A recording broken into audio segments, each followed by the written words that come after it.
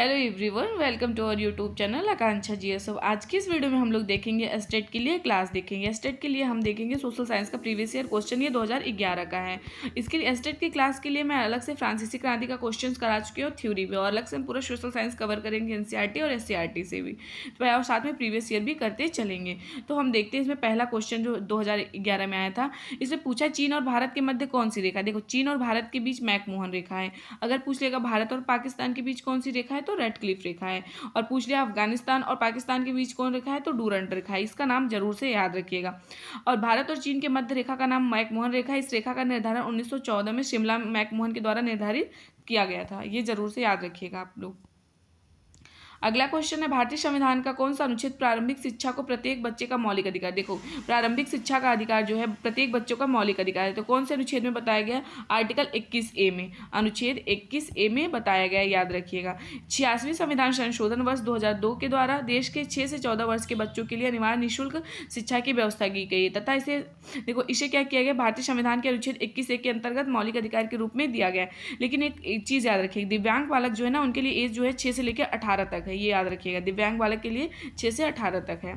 अगला क्वेश्चन है, प्रगतिशील शिक्षा पद्धति होती है। देखो, प्रगतिशील शिक्षा पद्धति जो होती है पाठ्यक्रम केंद्रित नहीं, अध्यापक केंद्रित नहीं, पुस्तक केंद्रित नहीं, बाल केंद्रित होती है। क्योंकि हमें जो एजुकेशन का निर्माण करना होता है ना, या फिर किसी चीज़ का भी, तो बच्चे को सेंटर में रखा है। चाइल्ड सेंटर्ड एजुकेशन होती है, बाल केंद्रित, याद रखिएगा। अध्यापक केंद्रित या फिर शिक्षा केंद्रित, पुस्तक केंद्रित, ये सब नहीं होती। इसका देखो, प्रगतिशील शिक्षा पद्धति बाल केंद्रित होती है। इस पद्धति के अंतर्गत शिक्षा सामग्री, पाठ्य पुस्तक, शिक्षण विधि आदि सभी बालकों के अनुकूल होते हैं, ताकि बच्चों को आसानी से बोध हो सके तथा अधिगम प्रक्रिया तेज हो सके। अगला चौथा क्वेश्चन है, शिक्षा को संविधान के किस संशोधन द्वारा समवर्ती सूची में डाला गया है। ये देखो इंपॉर्टेंट क्वेश्चन है। तो 42वें 42 संविधान संशोधन जो था उसके तहत डाला गया था, 1976 में हुआ था। तो शिक्षा को किस में डाला गया था? समवर्ती सूची में डाला गया था। तो ये जरूर से आप लोग याद रखिएगा। अगला जो क्वेश्चन है वो है, बोल्शेविक क्रांति के नायक कौन थे। देखो, बोल्शेविक क्रांति के जो नायक थे, देखो यहीं से क्वेश्चन आना स्टार्ट हो गया वर्ल्ड हिस्ट्री से, तो वो थे लेनिन। लेनिन जो थे ना, वो बोल्शेविक क्रांति के नायक थे, याद रखिएगा। बोल्शेविक क्रांति की शुरुआत 7 नवंबर 1917 को रूस में हुई थी। देखो, रूस की क्रांति से भी क्वेश्चन आएगा। इस क्रांति के नायक या फिर नेता, जो भी कह सकते हो आप, वो लेनिन थे। इसे रूसी क्रांति के नाम से भी जाना जाता है, याद रखिएगा। रूसी क्रांति, ये सारे क्वेश्चन हम करेंगे, मतलब अलग अलग से करेंगे और प्रीवियस से साथ में करते चलेंगे, ताकि कवर हो जाए, क्योंकि मार्च में ही एग्जाम है हम लोगों का। अगला क्वेश्चन है, मांग और पूर्ति का संप्रत्यय संबंधित है। देखो, मांग और पूर्ति का संप्रत्यय संबंधित इतिहास, देखो यहाँ पे इतिहास की तो बात हो नहीं रही, समाजशास्त्र की बात हो नहीं रही, राजनीति की तो कोई बात ही नहीं, तो अर्थशास्त्र की बात हो रही है। तो इसका राइट आंसर है ऑप्शन सी। अगला क्वेश्चन, उज्जैन नगरी वशी। देखो, उज्जैन नगरी जो है ना, वो शिप्रा नदी के किनारे, इसको शिप्रा बोल सकते हैं और फिर छिप्रा नदी भी बोलते हैं। तो इसका राइट आंसर ऑप्शन डी हुआ। और उज्जैन कहाँ पे है? मध्य प्रदेश में। उज्जैन मध्य प्रदेश शिप्रा नदी के किनारे पर स्थित। इस नदी के तट पर कुंभ स्नान का आयोजन भी किया जाता है। कुंभ स्थान 4 जगह पे लगता है, आप लोग कमेंट बॉक्स में बताइए कहाँ कहाँ पे। उज्जैन को महाकाल की नगरी के भी नाम से जाना जाता है, ये भी याद रखिएगा आप लोग। अगला क्वेश्चन है, निम्नलिखित में कौन सा दलहन फसल नहीं है। देखो, कौन सा ऐसा दलहन है जो फसल नहीं है, दलहन फसल नहीं है। तो देखो, चना है हमारा, मूंग है, अरहर इसमें नहीं पूछा, तो इसका राइट आंसर मखाना। मखाना नहीं है। देखो, चना, मूंग, अरहर दलहनी फसल के अंतर्गत आती है, जबकि मखाना जो है दाल वाली फसल नहीं, याद रखिएगा। मखाना थोड़ी ना है, मूंग है हमारा, अरहर है, चना है। अगला है 9वां क्वेश्चन, अजंता की गुफा स्थित है। अजंता की गुफा जो है ना, वो महाराष्ट्र में स्थित है। कहाँ स्थित है? महाराष्ट्र में। इसका राइट आंसर ऑप्शन बी है। अजंता की गुफाएं महाराष्ट्र के औरंगाबाद जिले में स्थित है। इस गुफा का निर्माण गुप्त शासकों के द्वारा कराया गया था, ये भी याद रखिएगा। अगला क्वेश्चन है, भारतीय अर्थव्यवस्था के उदारीकरण की प्रक्रिया को प्रारंभ करने का श्रेय किसको जाता है। देखो, भारतीय अर्थव्यवस्था के उदारीकरण की प्रक्रिया को प्रारंभ करने का श्रेय बीपी नरसिम्हा राव को जानता है। पूर्व प्रधानमंत्री पीवी नरसिम्हा राव को भारतीय अर्थव्यवस्था के उदारीकरण की प्रक्रिया का श्रेय जाता है। इनके शासनकाल में वित्त मंत्री डॉक्टर मनमोहन सिंह, जो पूर्व प्रधानमंत्री भी रह चुके हैं, उनके द्वारा अर्थशास्त्र में उदारीकरण की नीति को अपनाई गई थी। तो अगर आपसे पूछेगा उदारीकरण की प्रक्रिया को प्रारंभ करने का श्रेय किसको जाता है, तो पीवी नरसिम्हा राव को जाता है, जो पूर्व प्रधानमंत्री रह चुके हैं। अगला क्वेश्चन है, मराठा शासक शिवाजी का जन्म कब हुआ था। तो याद रखिएगा, शिवाजी का जन्म जो था 1927 में हुआ था। मराठा साम्राज्य के संस्थापक छत्रपति शिवाजी का जन्म 1927 शिवनेर के दुर्ग में हुआ था। शिवाजी की माता का नाम जीजाबाई तथा पिता का नाम शाहजी भोसले था। शिवाजी के राजनैतिक गुरु दादा कोंडदेव और तथा धार्मिक गुरु, याद रखिएगा, रामदास थे। कोंडदेव इनके जो कौन थे? राजनीतिक गुरु, और धार्मिक गुरु जो थे वो रामदास थे, ये भी याद रखिएगा। अगला क्वेश्चन है 12वां नंबर का, सामाजिक अध्ययन का अर्थ क्या है। देखो सामाजिक अध्ययन का अर्थ जो होता है ना, समाज परिवार का अध्ययन थोड़ी है, इसमें पर्यावरण का उपयोग तुमसे कोई नहीं, सब कट जाएगा, तो समाज का अध्ययन इसका राइट आंसर है ऑप्शन सी। इसके नाम से ही पता चल रहा है। देखो सामाजिक अध्ययन का अर्थ हुआ समाज का अध्ययन। MP मुफात के अनुसार सामाजिक अध्ययन ज्ञान का वह क्षेत्र है जो युवकों को आधुनिक सभ्यता के विकास को समझने में सहायक होता है, तो ये भी याद रखिएगा। अगला क्वेश्चन 13 नंबर का, सामाजिक विज्ञान का अध्यापक निर्माता है। देखो सामाजिक विज्ञान का जो अध्यापक है वो किसका निर्माण, परिवार का थोड़ी करता है, अर्थव्यवस्था का, राजनेता का नहीं, राष्ट्र का करता है, तो इसका राइट आंसर ऑप्शन ए हुआ। इसका राइट आंसर ऑप्शन ए हुआ। देखो सामाजिक विज्ञान के अध्ययन के द्वारा अध्यापक बालकों के अंदर लोकतंत्र की भावना, एकता की भावना, सौहार्द आदि की भावना का विकास करता है, जो राष्ट्र के निर्माण में महत्वपूर्ण भूमिका निभाता है। अगला क्वेश्चन है 14 नंबर, समाज की प्रयोगशाला माना जाता है। समाज की प्रयोगशाला क्या माना जाता है, तो इतिहास को माना जाता है। समाज की प्रयोगशाला इतिहास को कहा जाता है क्योंकि इतिहास के द्वारा समाज की संरचना एवं इसके विकास के क्रम को समझा जा सकता है। अगला क्वेश्चन है 15 नंबर का, अध्यापक को कक्षा शिक्षण का प्रारंभ करना चाहिए। देखो अध्यापक को सबसे पहले, देखो हमने जब टीचिंग की थी बीएड टाइम पे या फिर बीएड बीटीसी आप जो भी करे हो, तो उसके टाइम पे जब हमने टीचिंग की थी तो छात्रों का हाल चाल पूछ के थोड़ी, देखो हम नॉर्मल आते बच्चों को विश करते वो तो ठीक है, लेकिन अगर हम कक्षा शिक्षण की बात कर रहे हैं ना, तो कक्षा शिक्षण का सबसे पहले हम उनके पूर्व ज्ञान से संबंधित, जैसे हमें बाबर के बारे में पूछना है तो उसके पहले हम दिल्ली सल्तनत के बारे में उनसे पूछेंगे कि उसके बाद कौन सा काल आता है, तो वो बताएंगे ना फिर कि मुगल काल आता है, तो पूर्व ज्ञान से संबंधित प्रश्न पूछकर, तो इसका राइट आंसर ऑप्शन बी। इसका राइट आंसर ऑप्शन बी है। अगला क्वेश्चन है, सामाजिक विज्ञान के अध्यापन में ग्लोब का उपयोग आवश्यक है। देखो ये क्वेश्चन बहुत ज़्यादा इंपॉर्टेंट है। ग्लोब का दिन रात का प्रत्यय समझने के लिए बिल्कुल, पृथ्वी का आकार बताने होती है ये भी, स्थल जल का अनुपात बताने के लिए भी, तो इसका राइट आंसर ऑप्शन डी है। ऑप्शन डी इसका राइट आंसर हुआ। अगला है 17 नंबर का क्वेश्चन, निम्नलिखित में कौन सा युग्म सही नहीं। इसमें देखो हमें मिलाना है कौन सा युग्म है जो वो सही नहीं है। इसमें पहला ऑप्शन जो दिया है, पहला ऑप्शन है बॉक्साइट एल्यूमिनियम। देखो पहला तो ये सही है, इसमें सही बॉक्साइट एल्यूमिनियम है। अभ्रक विद्युत, देखो ये भी सही है। अगला है ऑप्शन सी और डी, देखते हैं हम लोग। अगला ऑप्शन सी है कोयला पेयजल है। कोयला पेयजल थोड़ी है, तो मिल गया, गलत का आंसर गलत। इसका राइट आंसर है ऑप्शन सी। देखो कोयला किसी प्रकार के से पेयजल से संबंधित नहीं, जैसे अन्य विकल्पों में बॉक्साइट एल्यूमिनियम के अयस्क के रूप में, अभ्रक विद्युत के कुचालक के रूप में तथा बलुआ पत्थर भवन निर्माण के रूप में संबंधित है, लेकिन कोयला पेयजल के नहीं। अगला 18 नंबर का क्वेश्चन, निम्नलिखित में कौन सा वर्षण का रूप नहीं। वर्षण का मतलब कि कौन सा ऐसा है जो रूप नहीं। देखो वर्षा है, हिमपात है, ओस है, लेकिन कौन सा नहीं है, तो आंधी थोड़ी है वर्षण का रूप, ये बाकी है लेकिन ये नहीं, तो इसका राइट आंसर ऑप्शन डी हुआ है, क्योंकि आंधी वगैरह जो होती है बहुत तेज से बहती है, वो गति वगैरह करती है। अगला क्वेश्चन है 19 नंबर का, पृथ्वी पर सबसे अधिक जल पाया जाता है। देखो पृथ्वी पर सबसे अधिक जल कहाँ पाया जाता है, महासागरों में, याद रखिएगा महासागर। और पृथ्वी पर सबसे ज़्यादा जल ही पाया जाता है, इसलिए पृथ्वी को नीला ग्रह भी कहते हैं। देखो पृथ्वी के कुल 2/3 भाग पर जल उपस्थित है, इनमें से मात्र 2.5 जल ही पीने के योग्य है, जो झरने नदियों तथा झीलों में पाए जाते हैं। शेष सभी जल कहाँ पाए जाते हैं, महासागरों में पाए जाते हैं, जो खारा होने के कारण पीने के योग्य नहीं। देखो क्योंकि इतना ज़्यादा पानी पाया जाता है, फिर अन्य देशों को क्यों सूखे का सामना करना पड़ रहा है, क्योंकि पीने लायक पानी सब है नहीं। अगला है 20 नंबर का क्वेश्चन, निम्नलिखित में कौन सा भारतीय संविधान की विशेषता है।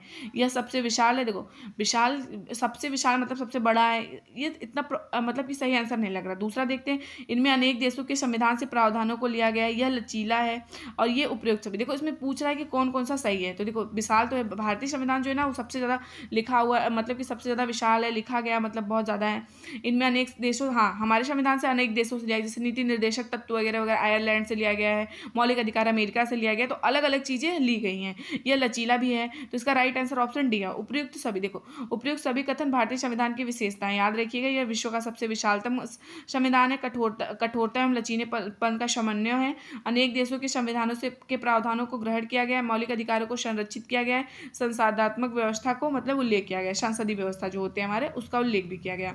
अगला 21 नंबर का क्वेश्चन है, भारतीय सेना के तीनों अंगों का प्रमुख होता है। देखो भारतीय सेना के तीनों अंगों का प्रमुख कौन होता है, तो राष्ट्रपति होता है, याद रखिएगा। इसका राइट आंसर ऑप्शन ए हुआ। देखो जल थल वायु का अध्यक्ष कौन होता है, तो हमारे राष्ट्रपति होते हैं, इसका राइट आंसर ऑप्शन ए हुआ। अगला क्वेश्चन है, भारत का एकमात्र क्रियाशील ज्वालामुखी। देखो भारत की बात हो रही है तो अंडमान निकोबार द्वीप समूह में है हमारा बैरन ज्वालामुखी, जो वही है एकमात्र क्रियाशील, मतलब क्रियाशील जो ज्वालामुखी है, तो अंडमान निकोबार द्वीप समूह में अवस्थित है, उसका नाम है बैरन ज्वालामुखी, ज्वालामुखी बैरन है। इसका राइट आंसर ऑप्शन सी हुआ, अंडमान निकोबार द्वीप समूह में है, ये भी याद रखिएगा, और भारत का एकमात्र क्रियाशील ज्वालामुखी है। अगला 23 नंबर का क्वेश्चन है, प्रजातंत्र को जनता का, जनता के लिए, जनता के द्वारा किसने कहा था। देखो ये अमेरिका की क्रांति से क्वेश्चन आ रहा है, तो ये अब्राहम लिंकन ने कहा था। जनता का, जनता के लिए, जनता के द्वारा शासन, ये किसने कहा था, तो अब्राहम लिंकन ने ही कहा था। तो ये इसका राइट आंसर ऑप्शन ए हुआ, अब्राहम लिंकन। अब्राहम लिंकन जो थे अमेरिका के राष्ट्रपति थे, ये भी याद रखिएगा। अगला क्वेश्चन है, सेलुलर जेल को किस नाम से जाना जाता था। देखो सेलुलर जेल जो था ना, उसको काला पानी के नाम से जाना जाता था। इसका राइट आंसर ऑप्शन बी है, सेलुलर जेल को काला पानी के नाम से जाना जाता था। यह जेल देखो अंडमान निकोबार द्वीप समूह के पोर्ट ब्लेयर में स्थित है। अंग्रेजी शासनकाल में यहाँ पर कैदियों को रखा जाता था, ये भी याद रखिएगा आप लोग। अगला क्वेश्चन है, किस जानवर को रेगिस्तान का जहाज कहा जाता है। तो ये तो बहुत मतलब नॉर्मल सा क्वेश्चन है। तो ऊँट को रेगिस्तान का जहाज कहा जाता है, क्योंकि बहुत दिन तक ये बिना पानी पिए, बिना खाए पिए, और इनफैक्ट ये कांटे वाली चीज़ें भी खा लेते हैं, तो ये रह लेते हैं, इसलिए इनको क्या कहा जाता है, रेगिस्तान का जहाज कहा जाता है। अगला क्वेश्चन है, सती प्रथा को समाप्त करने में किनकी महत्वपूर्ण भूमिका थी। केशव चंद्र सेन, डॉक्टर के करवे, नहीं ये लोग नहीं, ईश्वरचंद्र विद्यासागर, डॉक्टर, देखो ये राजा राम मोहन राय। इसका राइट आंसर ऑप्शन बी है, राजा राम मोहन राय के प्रयासों से भारत के governor general Lord William Bentinck ने क्या किया था। बेंटिंक ने 1829 में सती प्रथा को समाप्त कर दिया था, ये भी याद रखिएगा। इन्होंने इसको पूरी तरह से समाप्त कर दिया था, क्योंकि और मतलब किनके कहने पर, राजा राम मोहन राय के, उन्होंने मतलब बहुत ज़्यादा प्रयास किया था ये सब खत्म करवाने के लिए। अगला क्वेश्चन है, बौद्ध धर्म भारत से निकलकर किन देशों में गया है। तो बौद्ध धर्म देखो जापान में भी गया है, कोरिया में भी गया है, चीन में भी गया है, और श्रीलंका वगैरह होता तो इन लोगों में भी गया है। तो इसका राइट आंसर ऑप्शन डी हुआ। उपयुक्त सभी देश जो है धर्म का प्रचार प्रसार हुआ है। गौतम बुद्ध ने बौद्ध धर्म के प्रसार के लिए अनेक देशों, चीन, नेपाल, श्रीलंका, अफगानिस्तान आदि में अपने शिष्यों को भेजा था। बुद्ध के इन कार्यों को मौर्य शासक अशोक ने आगे बढ़ाया था, क्योंकि अशोक जो था ना, वो अपने बेटे संघमित्रा, अपना बेटा, इनकी जो बेटी थी, क्या नाम था उनका, संघमित्रा, और उनका जो बेटा था, इन लोगों को क्या किया था, उसने भेज दिया था वो श्रीलंका में प्रचार प्रसार के लिए। बाकी हर जगह पे, अलग अलग जगहों पे सबको भेजा था। अगला क्वेश्चन 28 नंबर का, भारत में प्रथम परमाणु प्रशिक्षण किया गया। देखो भारत में प्रथम परमाणु प्रशिक्षण किया गया था पोखरण में, याद रखिएगा। पोखरण कहाँ पे, राजस्थान में, ये भी याद रखिएगा। भारत में पहला परमाणु प्रशिक्षण 18 मई 1974 को श्रीमती इंदिरा गांधी के काल में पोखरण राजस्थान में किया गया था। इस परीक्षण को हंसते हुए बुद्ध का नाम दिया गया, ये भी याद रखिएगा। क्या नाम दिया गया था, हंसते हुए बुद्ध का नाम दिया गया है।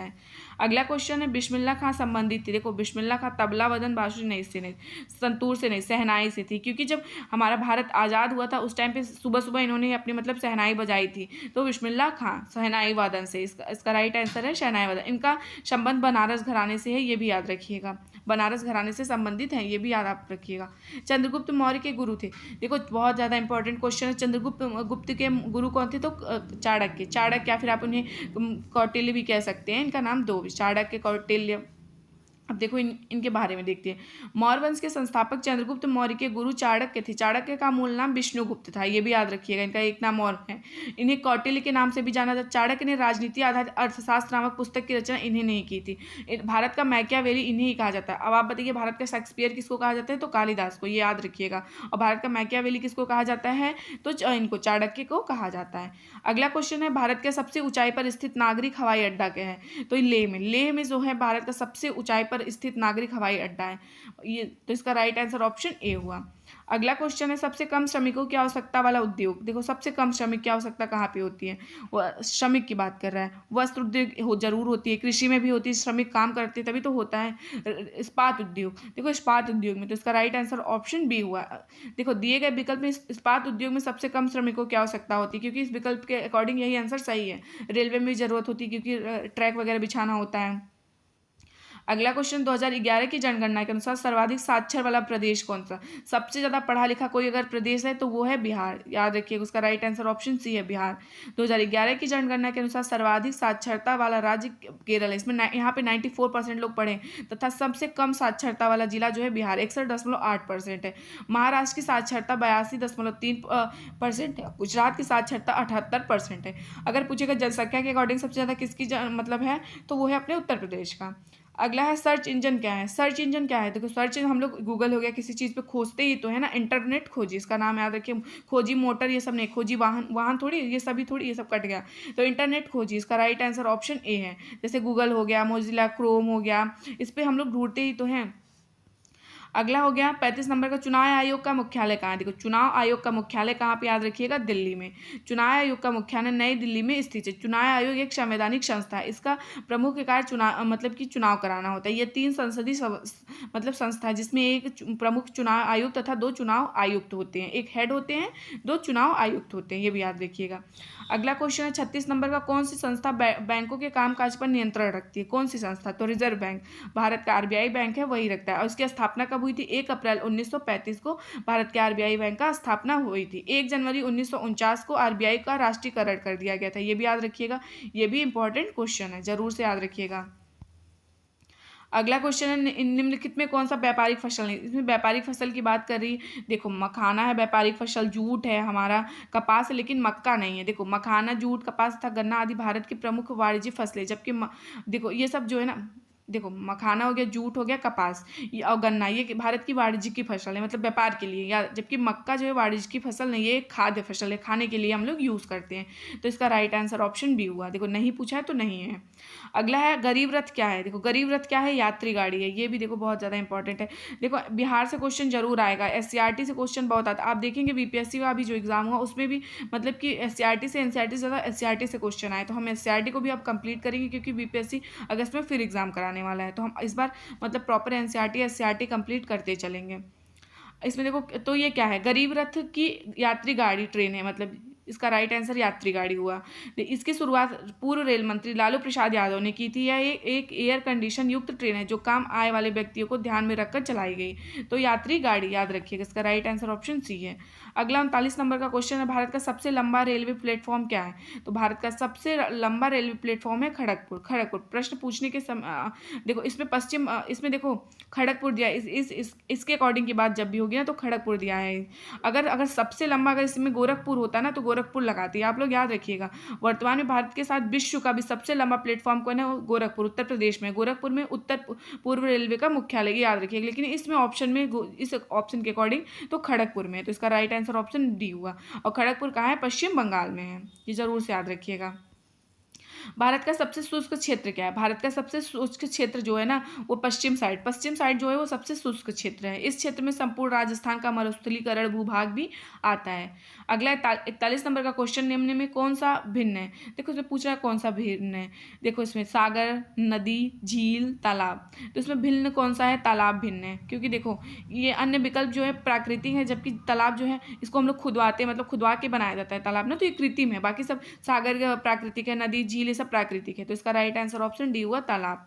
अगला क्वेश्चन है, बिहार राज्य में केला उत्पादन का प्रसिद्ध केंद्र। देखो हाजीपुर है। देखो इससे क्वेश्चन आया था इस बार बीपीएससी में भी आया था, 6 to 8 में आया था। हाजीपुर जो है बहुत ही ज़्यादा फेमस है केला के लिए, तो इसका राइट आंसर ऑप्शन बी हुआ, और ऑप्शन बी इसका राइट आंसर हुआ। अगला क्वेश्चन है, सोनपुर के अतिरिक्त भारत में पशु मेला कहाँ आयोजित होता है। तो सोनपुर के अतिरिक्त पशु मेला कहाँ लगता है, पुष्कर में, याद रखिएगा। सोनपुर बिहार में भारत का सबसे बड़ा पशु मेला लगता है। सोनपुर के अतिरिक्त पुष्कर राजस्थान में भी मतलब पशु मेला लगता है, ये भी याद रखिएगा। अगला 44 नंबर का क्वेश्चन है, विष्णुपद मंदिर कहाँ स्थित है। तो विष्णुपद मंदिर जो है ना वो भारत के बिहार के गया में स्थित है, याद रखिए कि विष्णुपद मंदिर कहाँ स्थित है, भारत के बिहार के गया में, यानी फिर बिहार के गया में, याद रखिएगा। एक हम बिहार स्पेशल की भी क्लास करेंगे ताकि जो भी क्वेश्चन आए वो छूटे नहीं। विष्णुपद मंदिर बिहार के गया जिले में स्थित है। बिहार के पटना जिले में महावीर मंदिर स्थित है, यह भी याद रखिएगा। अगला है, बिहार का शोक निम्नलिखित में किसे कहा जाता है। तो कोसी नदी को बिहार का शोक कहा जाता है, क्योंकि कोसी नदी जो है ना अपना मार्ग बदल देती है, इसलिए बिहार में जो है उथल मच जाता है, पानी इधर उधर हो जाता है और बाढ़ आ जाता है बहुत ही ज़्यादा। तो दिशा परिवर्तन के कारण बड़ी मात्रा में कृषि योग्य भूमि जलमग्न हो जाती है तथा जल धन की हानि भी होती है। कोसी नदी का उद्गम कहाँ पे हुआ, ये भी याद रखिएगा, सप्तकोश पूर्वी नेपाल में हुआ, ये भी याद रखिएगा आप लोग। अगला है, मानचित्र एवं स्केच में मुख्य अंतर होता है। मानचित्र और स्केच में क्या अंतर होता है, पैमाने का अंतर होता है। देखो मानचित्र तथा स्केच में प्रमुख अंतर पैमाने का होता है, क्योंकि मानचित्र बनाने में पैमाने का प्रयोग अनिवार्य होता है, लेकिन स्केच बनाने में कोई पैमाने की जरूरत तो होती नहीं। कीमत की भी जरूरत होती है स्केच में, मानचित्र में समझ की भी, लेकिन पैमाने की जरूरत स्केच में थोड़ी होती है। अगला क्वेश्चन है बिहार के लिए, देखो बिहार के लिए 6 से 8 तक का पाठ्यक्रम कौन बनाता है? तो कौन बनाता है? एससीईआरटी। देखो ये सब क्वेश्चन पूछ रहा है, तो इसका राइट आंसर ऑप्शन डी हुआ एससीईआरटी। इसका फुल फॉर्म क्या है? राजकीय शैक्षिक अनुसंधान एवं प्रशिक्षण संस्थान। और एससीईआरटी है, बिहार में एससीईआरटी चलती है, ये भी याद रखिएगा आप लोग। अगला क्वेश्चन है संपूर्ण बिहार राज्य स्थित है। संपूर्ण बिहार राज्य जो है ना वो मैदानी भाग में स्थित है। आप ऐसे ही देख, पठारी भाग में थोड़ी, पर्वतीय में थोड़ी, ताल में थोड़ी, तो मैदानी क्षेत्र में स्थित है, तो इसका राइट आंसर ऑप्शन बी हुआ।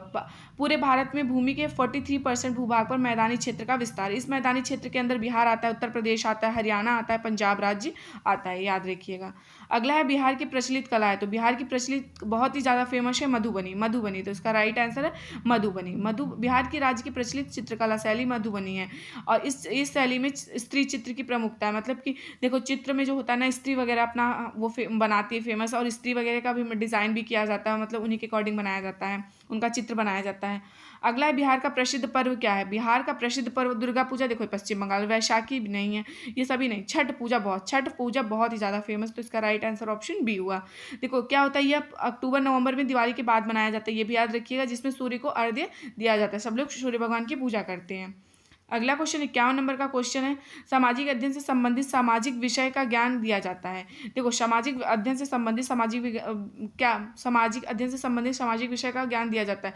वाद विवाद प्रतियोगिता, मतलब देखो डिबेट जब होता है, दो बच्चे, जैसे क्लास में हम लोग ही करते थे, क्लास टाइम पे कोई मैं होती थी, मेरा दोस्त होता था, फिर मेरी दोस्त होती थी, तो हम लोग साथ में करते थे। प्रश्नोत्तरी प्रतियोगिता, हाँ, एक दूसरे से क्वेश्चन आंसर भी पूछते, आप लोग भी करेंगे, ये भी सही है। दैनिक समाचार विश्लेषण, हाँ, जैसे अब कोई भी समाचार हमने उठा लिया, सर ने बता दिया इस लाइन पे तुम लोग बातें करो, तो ये भी, तो इसका राइट आंसर ऑप्शन डी हुआ। इसका राइट आंसर ऑप्शन डी हुआ, याद रखिएगा। अगला हमारा क्वेश्चन है बाल संसद छात्रों को व्यवहारिक ज्ञान देता है। तो बाल संसद जो है छात्रों को किस चीज़ का ज्ञान देता है? राजनीतिक विज्ञान का।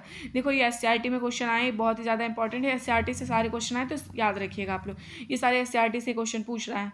अगला क्वेश्चन सामाजिक विज्ञान के किस उपविषय में विभिन्न देशों के मध्य के संबंध का अध्ययन किया जाता है? सामाजिक विज्ञान की बात हो रहा है, तो किसके, मतलब सामाजिक विज्ञान के किस उपविषय के विभिन्न देशों के मध्य संबंध का, अर्थशास्त्र का थोड़ी, और इतिहास का हो नहीं रहा, भूगोल का हो नहीं, तो राजनीतिक विज्ञान का, तो इसका राइट आंसर ऑप्शन बी हुआ। इसे अंतर्राष्ट्रीय संबंध के नाम से भी जाना जाता है, याद रखिएगा। अगला क्वेश्चन है सामाजिक विज्ञान के किस उपविषय में स्रोत विधि का प्रयोग किया जाता है? तो स्रोत विधि का प्रयोग किस में किया जाता है? तो इतिहास में। इतिहास को हम लोग स्रोतों के माध्यम से ही तो पढ़ते हैं, तो इसका राइट आंसर ऑप्शन बी हुआ। स्रोत विधि का प्रयोग सामाजिक विज्ञान के इतिहास के विषयों के लिए किया जाता है। स्रोत विधि के अंतर्गत विभिन्न विषयों तथा विकास के मूल उत्पत्ति तथा सिद्धांत का अध्ययन किया जाता है तथा प्राचीन वस्तुएं एवं अवशेषों द्वारा अध्ययन किया जाता है। अगला 55 नंबर का क्वेश्चन समाचार पत्र कैसी शिक्षण सामग्री है? कैसी है? तो दृश्य है ना, हम उसको देखते हैं ना, तो दृश्य श्रव्य की बात जब होगी, देखो श्रव्य में क्या होता है, तो सिर्फ सुनना होता है, और दृश्य श्रव्य की अगर मतलब श्रव्य और दृश्य की मतलब ऐसा चीज़ जिसमें हम, जैसे टीवी हो गया, हम उसको देखते भी हैं और सुनते भी हैं, तो लेकिन इसमें समाचार पत्र क्या होता है, उसको हम सिर्फ देखते हैं ना, तो दृश्य हो गया, तो इसका राइट आंसर ऑप्शन ए हुआ, जो हम जिसको अपनी इंद्रियां मतलब आँख से देखते हैं वही हुआ। अगला हम क्वेश्चन देखते हैं 56 नंबर का सामाजिक अध्ययन वह क्षेत्र है जो मूलभूत मूल्यों, वांछित आदतों, स्वीकृति वृत्तियों तथा उन महत्वपूर्ण कुशलताओं के निर्माण के लिए आवश्यक है जिनको प्रभावशाली नागरिकता का अधिकार माना जाता है। यह कथन किसका है? ये कथन किसने दिया था? देखो ये भी बहुत ही ज़्यादा इंपॉर्टेंट है, तो ये कथन दिया था MP मफात, इन्होंने दिया था। देखो अभी हमने इसके बारे में पढ़ा, सामाजिक अध्ययन के क्षेत्र में MP मफात का महत्वपूर्ण योगदान है। इनके अकॉर्डिंग सामाजिक विज्ञान वह क्षेत्र है जो मूलभूत तथ्यों, वांछित आदतों, स्वीकृत वृत्तियों, उन महत्वपूर्ण कुशलताओं के निर्माण के लिए आवश्यक है जिनको प्रभावशाली नागरिकता का आधार माना जाता है। अगला क्वेश्चन है 57 का राष्ट्रीय स्तर पर विद्यालय शिक्षा के पाठ्यक्रम को तैयार करना क्या है? तो ये एनसीईआरटी ही तो करता है। राष्ट्रीय, जब देखो बिहार का पूछेगा तो एससीईआरटी लगाना है, जब लेकिन राष्ट्रीय स्तर पर पूछेगा तो एनसीईआरटी, तो इसका राइट आंसर ऑप्शन ए है। एनसीईआरटी जो है एक संस्था है। अगला हमारा क्वेश्चन है जो 58 का सामाजिक अध्ययन का उद्देश्य। सामाजिक अध्ययन का क्या उद्देश्य होता है? ज्ञानात्मक विकास, बिल्कुल, भावनात्मक, एकदम सृजनात्मक, क्रिएटिविटी करना एकदम, तो इसका राइट आंसर ऑप्शन डी हुआ, ये भी याद रखिएगा। अगला क्वेश्चन है 59 का कौन सी शिक्षण विधि करके सीखने का अवसर देती है? इसमें आपको बताना है। कहानी विधि, देखो इसमें कहानी नॉर्मल कर दिया, नहीं करना। देखो व्याख्यान से बिल्कुल नहीं। योजना विधि, देखो हम कोई चीज़ की योजना बनाते हैं या फिर कर के सीखते हैं ना, तो योजना विधि, इसका राइट आंसर ऑप्शन सी। योजना विधि करके सीखने का अवसर प्रदान करता है। इस विधि के प्रतिपादक कौन है? फिल्पैट्रिक थे, ये भी याद रखिए। फिल्पैट्रिक के अनुसार संप्रयोजन होनी चाहिए तथा अनुभव से सीखने की प्रधानता दी जाती है, और करके सीखने के बच्चों के लिए जोर दिया गया। NCF जो है 2005 ने भी जोर दिया है, NEP 2020 ने भी मतलब करके सीखने पे जोर दिया, लर्निंग बाई डूइंग। अगला 60 नंबर का क्वेश्चन है, इकाई पात्रता परीक्षा का मुख्य उद्देश्य क्या होता है। देखो इकाई परीक्षा का यूनिट टेस्ट जो होता है उसका मुख्य उद्देश्य क्या होता है। देखो इसका मुख्य उद्देश्य होता है पता लगाना कि छात्रों ने इकाई संबंधित सामग्री को समझा या नहीं, अगली इकाई को बढ़ाना नहीं, ये सब नहीं, इस ऐसी चीज़ देखना जिसमें छात्र जो है ना वो रिलैक्स फील करते हैं और उनके विकास की बात हो। तो इसका राइट आंसर ऑप्शन ए हुआ। तो हमने 60 क्वेश्चन करा दिया। ऐसे हम डेली 60 प्रीवियस ईयर क्वेश्चन करेंगे। और देखिए अब टॉपिक कंप्लीट करना है एससीईआरटी का, सिलेबस के अकॉर्डिंग मैं आपको पूरा एसएसटी कंप्लीट कराऊंगी। तो आप जरूर से वीडियोस को देखिएगा और वीडियो लाइक कर दीजिएगा। अगर वीडियो पसंद आए तो प्लीज़ वीडियो को लाइक करिएगा, चैनल को सब्सक्राइब करिएगा और शेयर करिएगा। Thank you.